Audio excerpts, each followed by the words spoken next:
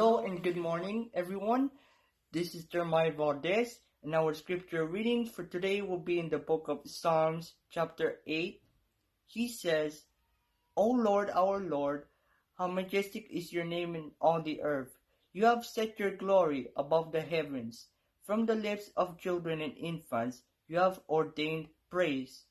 Because of your enemies, to silence the foe and the avenger. When I consider your heavens, the work of your fingers, the moon and the stars, which you have set in place, what is man that you are mindful of him, the son of man that you care for him? You made him little lower than the heavenly beings, and crowned him with glory and honor. You made him ruler over the works of your hands. You put everything under his feet, all flocks and herds, and the beasts of the field, the birds of the air, and the fish of the sea, all that swims the paths of the seas.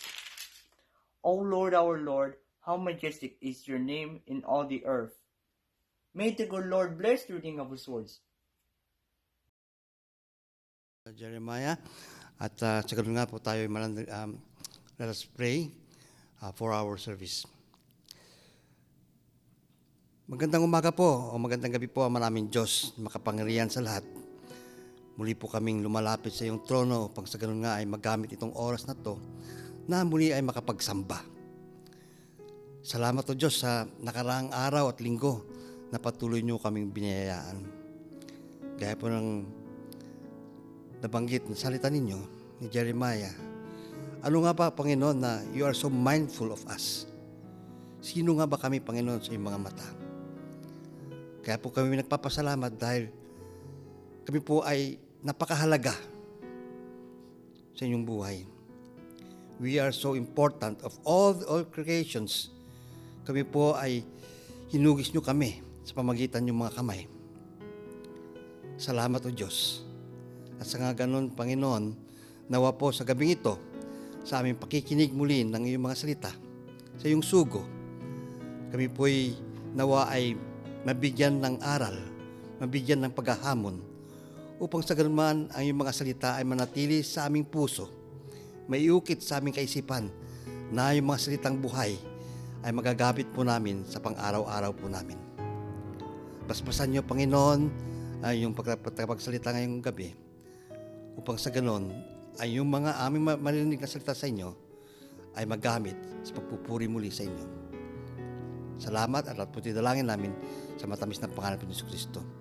Amen. Magandang gabi, a pleasant good evening to all the Covina Church of the Nazarene family, to our LA District Church of the Nazarene, to all the pastors and to all viewers and listeners of this live streaming Taglis service. I greet you in the name of our Lord Jesus Christ. Of course, also, we would like to greet yung mga taga Pilipinas sa oras na ito. It's about 10 a.m. or maybe 11 a.m. in the morning over there, na ang prayer ko, sana mabless po kayo sa mensahe ng Panginoon sa araw na ito.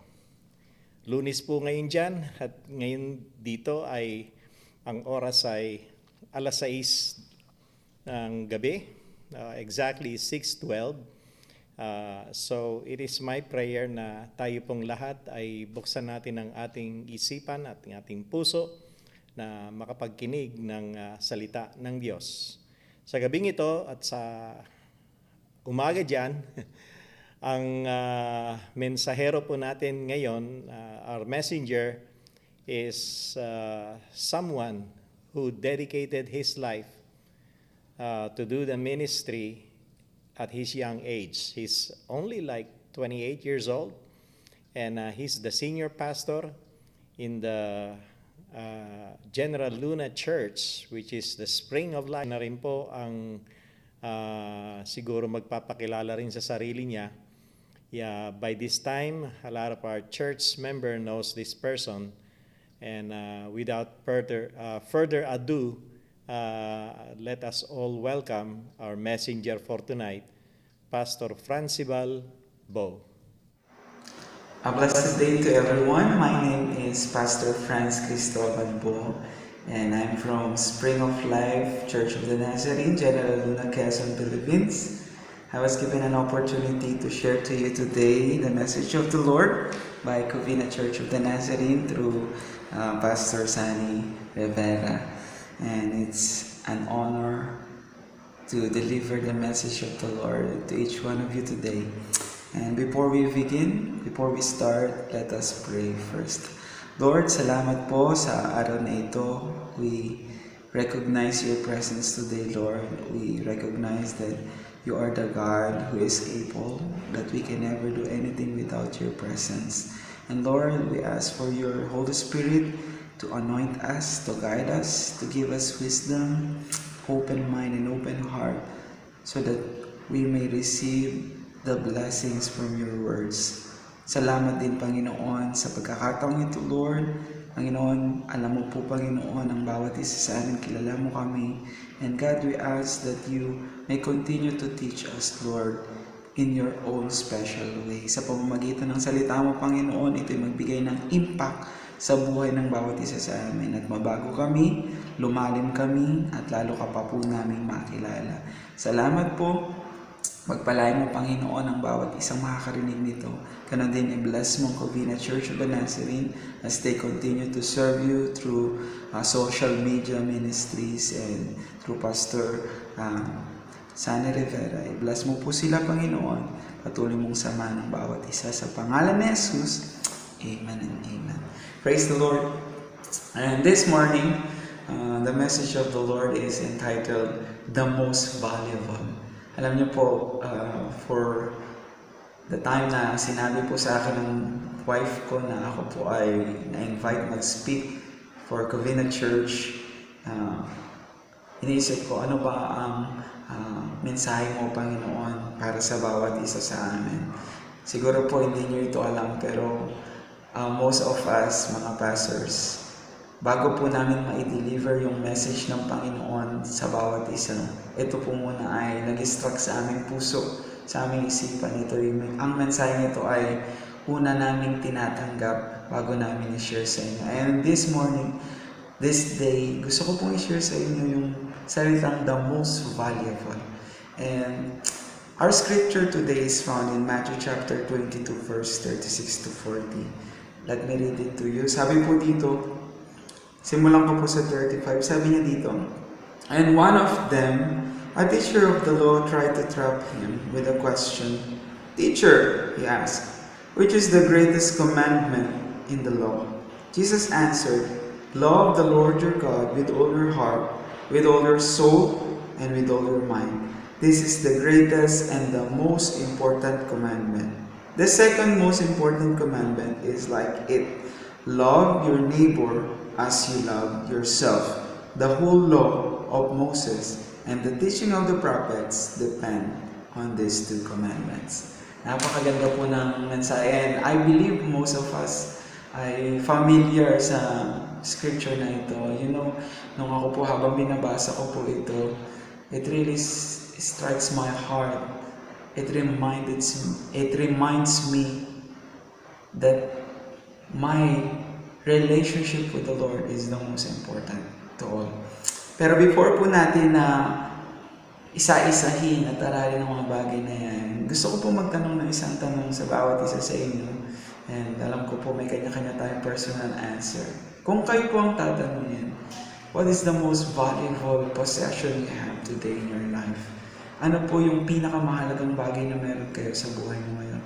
Siguro, some of you will tell me, ang pinakamahalagang bagay na meron ako ngayon ay ang aking pamilya. Tama po yun. Ang aking asawa, ang aking anak, ang mga taong malapit sa akin, ang aking mga kaibigan. Siguro ganun po ang inyong sagot. Or some of you will say, or some of you might say na mahalaga po sa akin ang aking trabaho, ang aking career, ang achievements ko sa buhay ko, ang aking mga medals, ang aking mga trophies, ang mga narating ko ay napakahalaga para sa akin. And siguro, meron din sa inyong sasagot na walang mas mahalaga pa para sa akin kundi ang buhay ko. Tama po yun. Siguro kung ako din ang sasagot, sasabihin ko yung buhay ko ang pinakamahalaga. Kasi kung wala naman akong buhay, hindi ko rin ma-enjoy ang mga bagay na meron ako sa paligid ko. And most of us probably will agree to that answer. And yung bagay po na meron tayo ngayon, alam niyo po sa totoo lang, itong buhay na ito na sobra nating pinapahalagan. Napakarami po sa atin na talagang grabe mag-ingat sa kanilang buhay. Grabe mag-alaga ng kanilang sarili. Well, the irony of it is, this life that we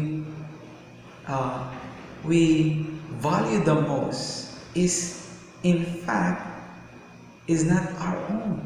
Ang buhay na sobra nating pinapahalagahan ngayon, na akala natin ay atin, ay hindi pala atin. That's the truth. Ang buhay pong ito ay hindi po sa atin. At darating ang panahon na ang buhay na ito ay babalik dun sa lumikha sa atin. In fact, lahat po tayo, sabi ng scripture, from thus you came and thus you will return. Napaka-simple po, di ba?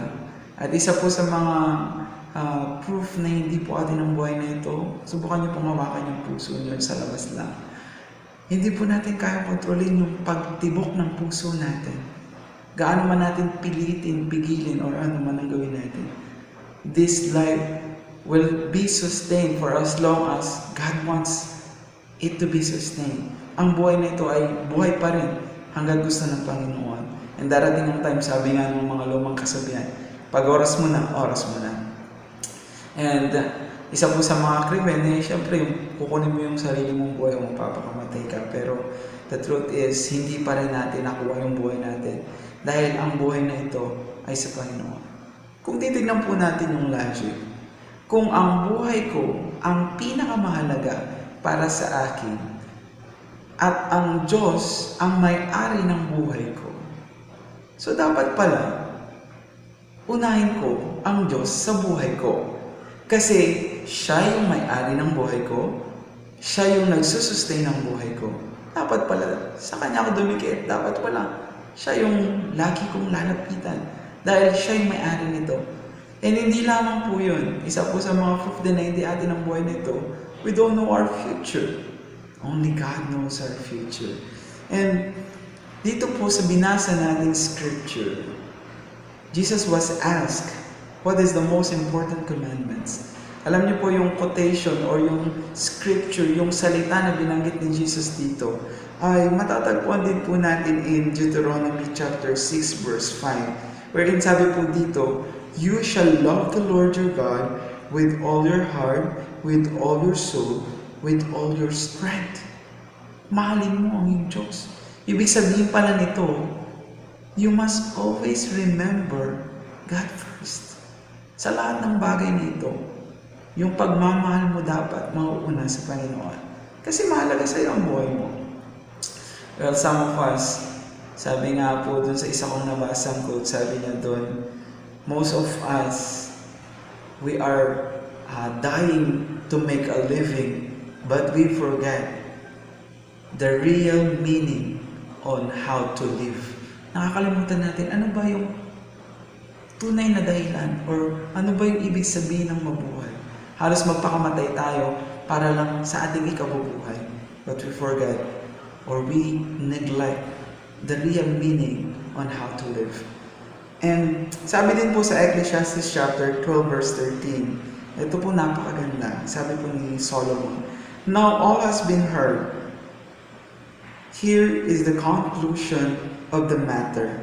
Fear God and keep His commandment, for it is the whole duty of man.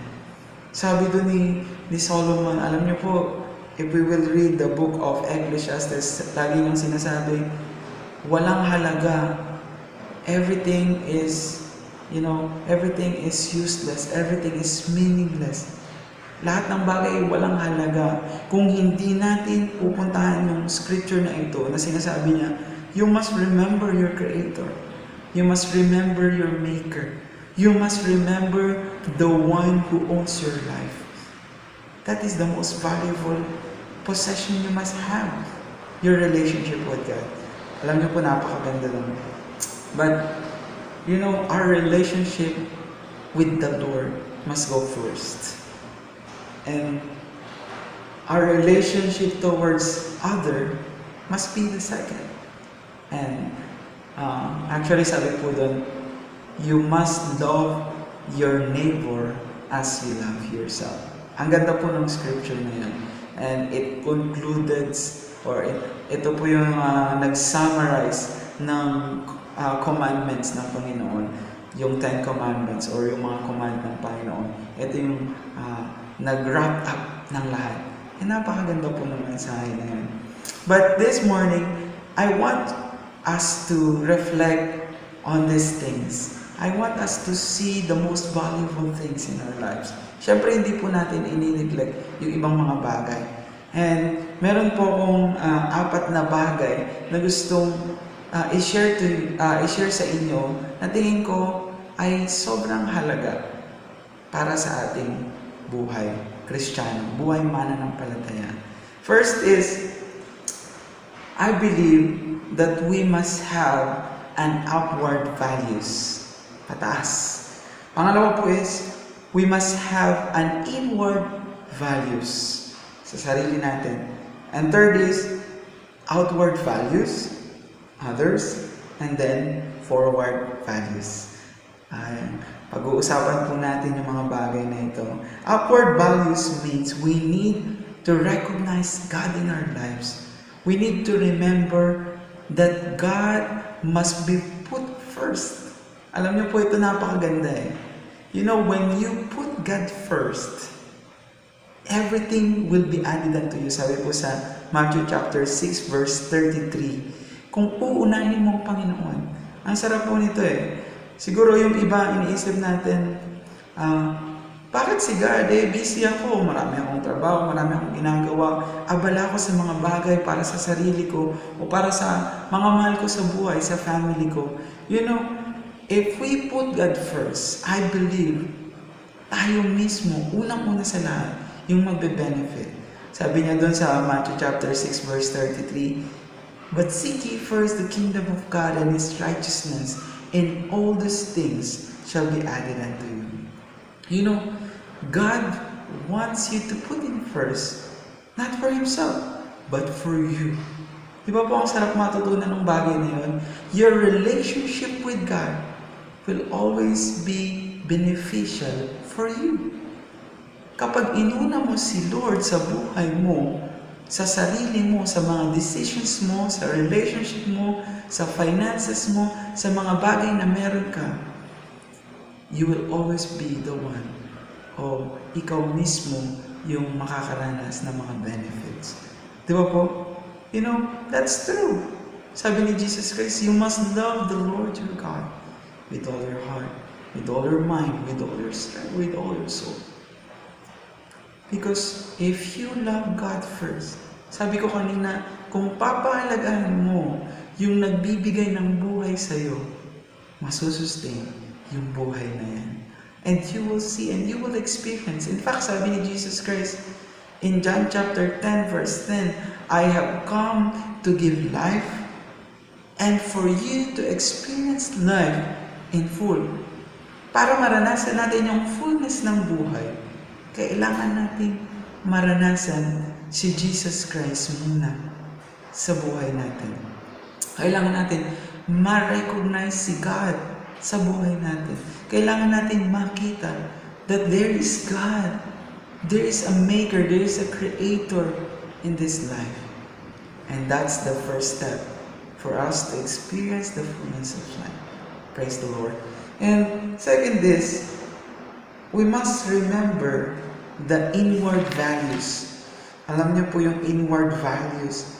Ito po yung value natin dun sa ating sarili. Every one of us is very important. So valuable. And minsan po nanineglect natin yun.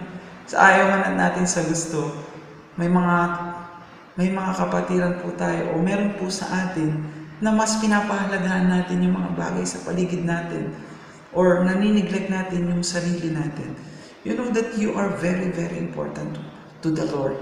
In fact, He went to Mount Golgotha and gave His life because you are important.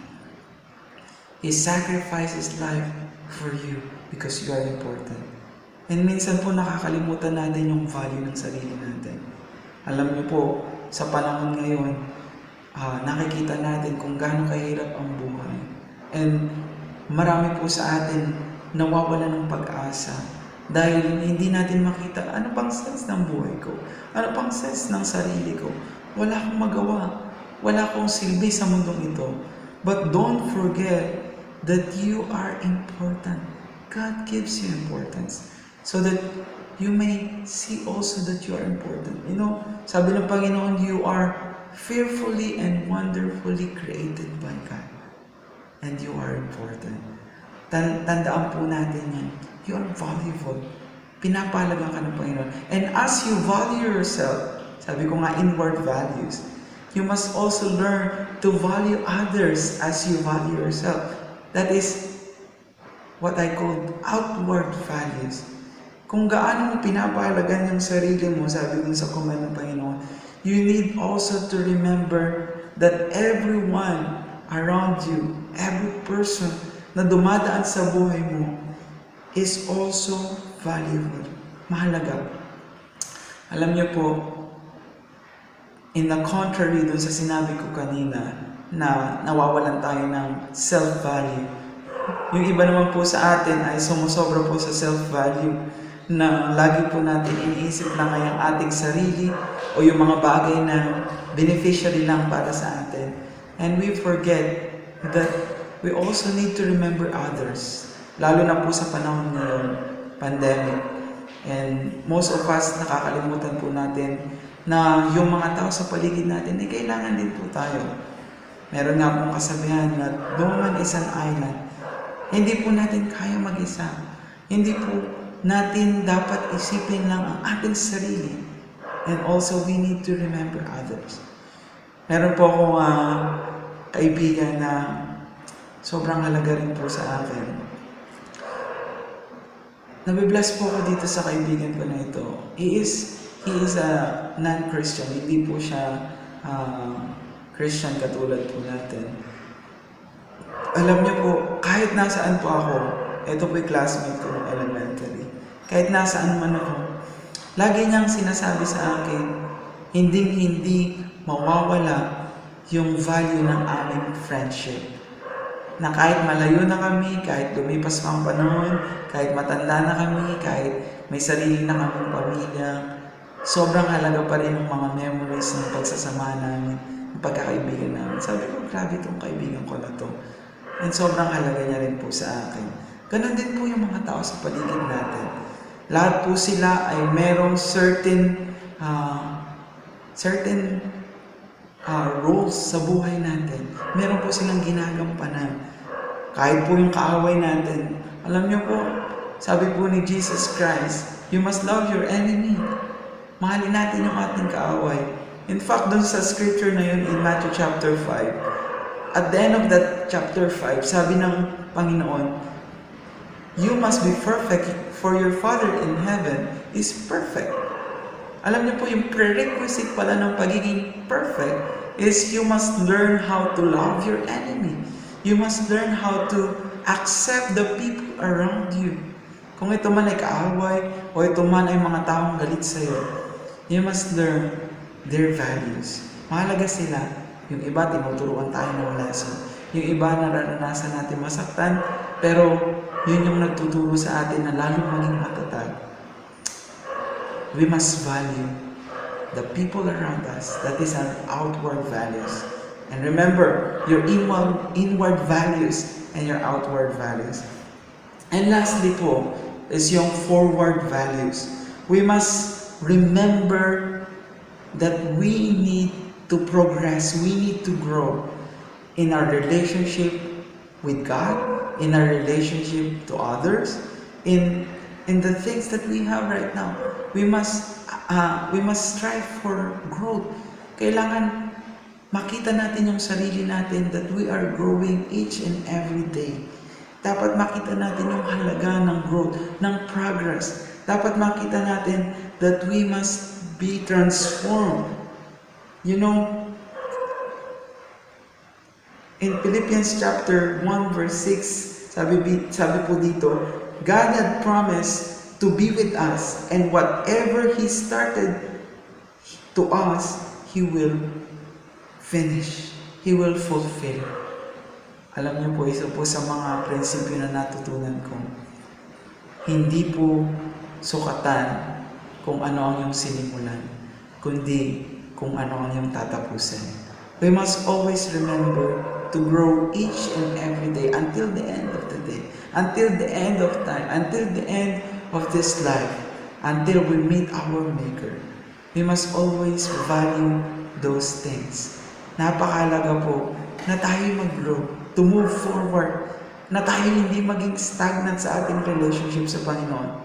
Even though tayo nandito sa panahon ito, na medyo mahirap ang sitwasyon natin, we must never forget to grow, to dig more deeper in the Word of the Lord, to seek more of God, to seek more of His righteousness, to seek more of Him.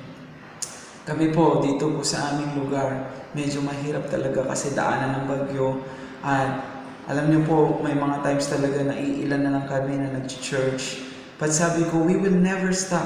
We will never stop growing. We will never stop sharing the message of God to everyone. Kahit anong mangyari, kahit may bagyo, may ulan, ano man ang situation na meron tayo ngayon, we must never stop to grow. Napakasarap po na each and every day we ask for the guidance and wisdom from God, from the Holy Spirit, to teach us, to lead us, to guide us. And today, I want us to remember those things. Kung meron mang mahalagang bagay sa buhay natin, I think yung apat na yun, kailangan nating maalala. We must remember our upward values. We must remember our relationship with God. The most important thing na dapat meron tayo is we must put God first always. And then, we must remember the value of ourselves, inner values, inward values, and then our relationship to others. Yung pagpapahalaga natin sa iba. That is our outward values. And forward values, yung pagpapahalaga natin sa paglago natin. Sa future natin bilang isang mananampalataya. Sino na nga ba ako? Ano na nga ba ang sitwasyon ko ngayon? Anong status ko na ngayon sa Panginoon? Ako ba'y lumalago? O ako ba'y stagnant na? Alam niyo po, napakasarap pong mag-reflect doon sa bagay na yun. And this day, I want to pray to you. I want to pray for each one of us. Ipag-pray niyo rin po kami dito. Hindi po madali ang aming situation. But we continue to hold on to the promise of the Lord that He will always be with us. That if we put Him first, He will be with us and He will guide us. Sabi niya nga po in Exodus chapter 14, sabi niya, be still and know that I am God. Let us pray. Lord, salamat po sa araw na ito. Even though, Panginoon, marami pong hindrances kung paano po namin clearly marinig, Panginoon, ang message mo. But Lord, thank you.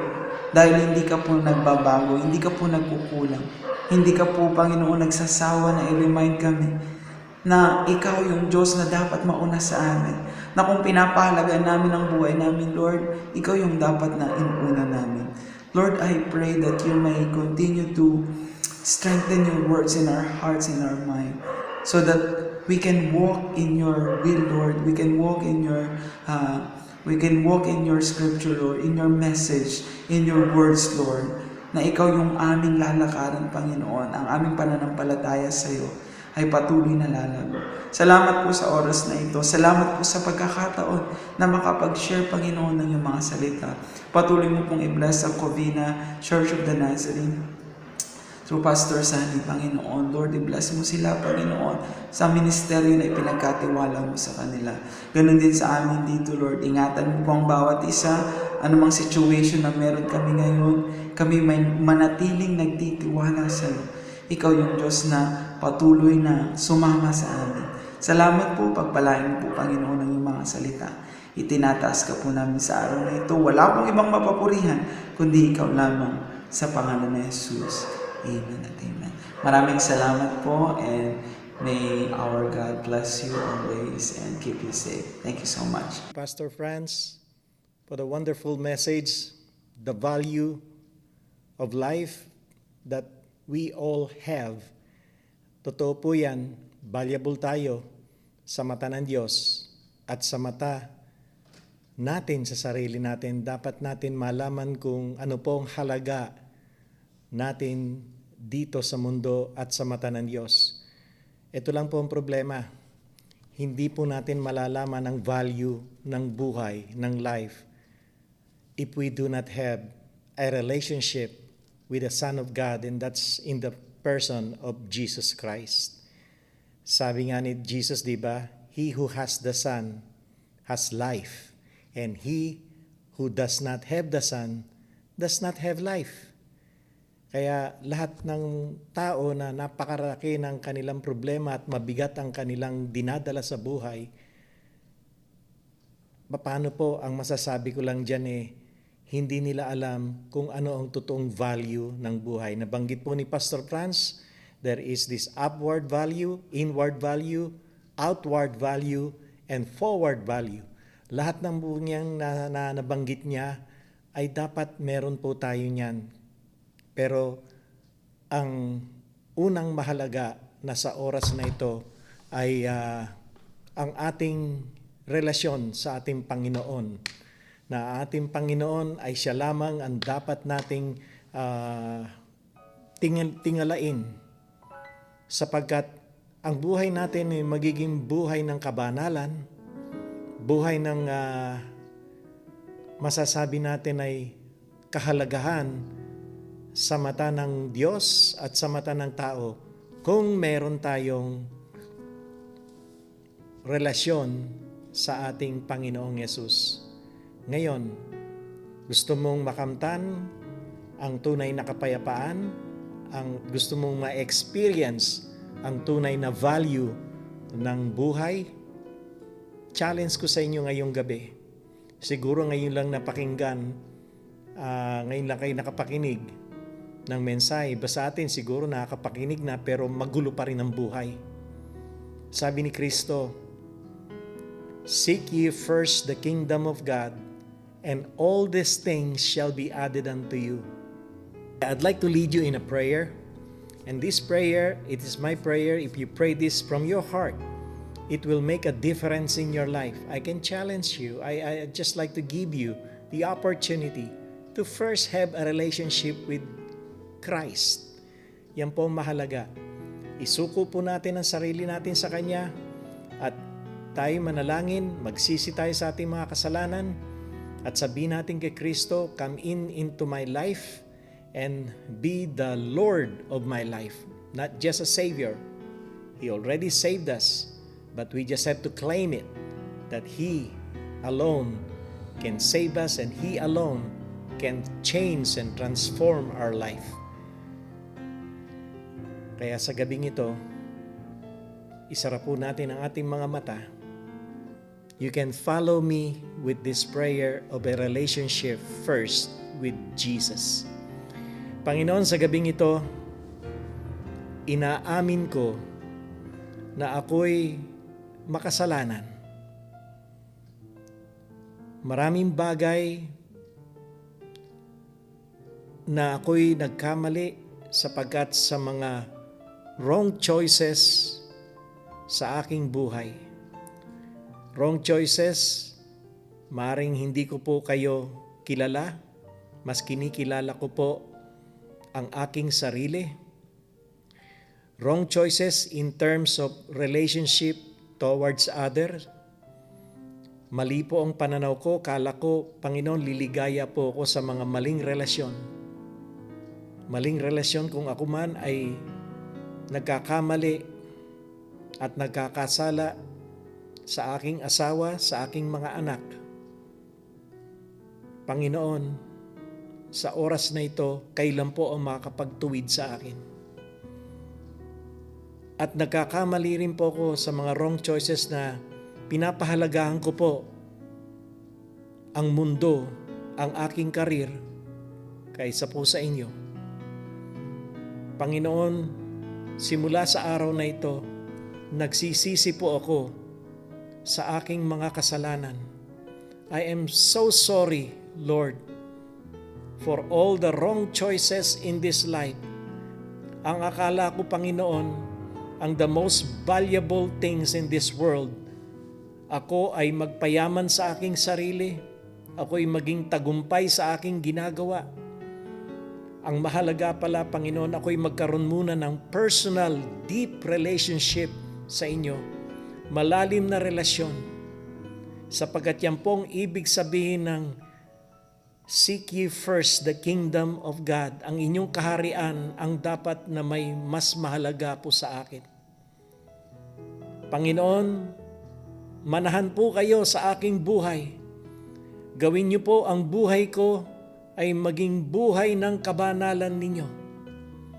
Lukuban niyo po ako ng inyo pong banal na espiritu. At simula sa oras na ito, kayo po ang aking maging Panginoon at tagapagligtas. Isinusuko ko po ng buong buo ang aking buhay sa inyo. At simula sa araw na ito, gawin niyo po ako na tunay na alagad ninyo, isang anak ninyo na sumasamba sa inyo, nagtitiwala sa inyo, sa gayon makita ko ang tunay na value ng aking buhay. God, thank you. Thank you, Jesus, for what you've done for me. Your accomplishment on the cross of Calvary. Thank you, Jesus, in everything that you do. And beginning today, I'd like to embrace you. Be the Lord, Lord. Allow me, Lord God, to follow you all the days of my life. And this is my prayer. In Jesus' name, amen. Thank you all for watching and thank you for listening. And meron po kaming YouTube channel, Covinas for Christ. Manood po kayo, marami po kaming ina-upload. Diyan po, mag-subscribe po kayo. Kaumpisa po lang yan. Kaya makita nyo, 50 subscribers pa lang. But yet, marami po kaming in-upload na mga preaching dyan. Nandiyan po even si Ray Anfuentes. Nandiyan din po ang ating Pastora Maridet Bermeo. At ang inyong pong lingkod, marami po akong minensahe dyan at marami pa akong i-upload na mga mensahe ng Panginoon na makakatulong po sa ating spiritual life. Huwag po natin kakalimutan na ipag-pray po ang ministry ng General Luna. Alam ko, hindi lang General Luna, ang buong Pilipinas, ang buong district sa Pilipinas, Luzon, Visayas at Mindanao, ang Metro Manila, alam ko po na maraming nangangailangan. Kaya nga lang po, ay nataon na inilid po ako ni Lord dito sa parte ng General Luna. Kaya madalas po yan ang aking binabanggit. So, I pray for all who just watched today. And if you happen to receive Christ today as your Lord and Savior, paano po lalago ang inyong pananampalataya katulad po ng forward value? Okay? We need to move forward. Ang makaka-resolve po niya ng Biblia. As I have said, kami po ay nagpapadala. Ako po ay willing na magbigay sa inyo ng Bible. Kung wala po kayong Bible sa inyong tahanan at kailangan nyo magbasa ng salita ng Diyos, nandito po yung tunay na value at ng buhay natin. Kaya willing po ako magpadala sa inyo free of charge. Okay? Wala pong bayad. Kailangan nyo ng large print, Tagalog, English. Let me know kung ano pong translation. Okay? At meron po tayong easy understanding o easy English translation na para maintindihan po natin. At kung gusto niyo naman ng King James, okay din po. Let me know kung saan kayo nakatira, dyan sa Pilipinas o dito man sa Amerika or any part of the world, I'm willing to send you a Bible. Again, I give God all the glory and all the praises. Maraming salamat po. At gusto kong tawagin ang ating Pastor James, na siya po ang preacher natin this coming Wednesday. He will close us in prayer. Again, a beautiful evening. Mahal ko po kayong lahat. God bless. Stay tuned at magko-closing prayer po tayo through Pastor James. And Pastor Sunny, as we close our service tonight, may the good Lord bless you. And let us pray. Father in heaven, what a wonderful evening to close all the events of the day. We heard your word this morning, and we're closing it with your word. At kami po'y taos-pusong nagpapasalamat dahil sa iyong mga salita na buhay ang siya pong aming ilalagay sa aming mga puso, upang sa ganun naman sa aming araw-araw at oras-oras, Panginoon, ay ito po'y magagamit namin. At sa paggamit namin to, ay nakakapagbigay kami ng kaluguran sa iyong pangalan. Panginoon, sa darating na mga araw, marami naman po kaming mga iba't ibang gawain sa aming mga trabaho, sa aming mga pag-aaral, at anumang bagay. Nawa, Panginoon, gaya ng aming natutuhanan ngayong gabi, kayo po ang dapat naming unahin sa aming puso. Lagi po namin isambit sa aming mga gawain ang iyong mga salita. Sa tulong ng iyong banal na Espiritu, ipaalala sa amin ang lahat ng aming narinig at natutuhanan ngayong araw. Dahil yan po ang pagkain ng aming Espiritu. At sa ganun nga, Panginoon, magkakaroon kami ng kagalakan na lumakad ayon sa iyong kalooban. At sa ganun nga, Panginoon, sa aming pagtatapos nga sa gabing ito, I'd like to bless each and every Panginoon, dahil sa iyong mga salita. And to Him who is able to keep you from stumbling and to present you before His glorious presence without fault and with great joy. The only God, our Savior, be glory, majesty, and authority through Jesus Christ our Lord, before all ages, now and forever. Amen. Amen. Muli mga kapatid, sa next Sunday naman, magkikita po tayo.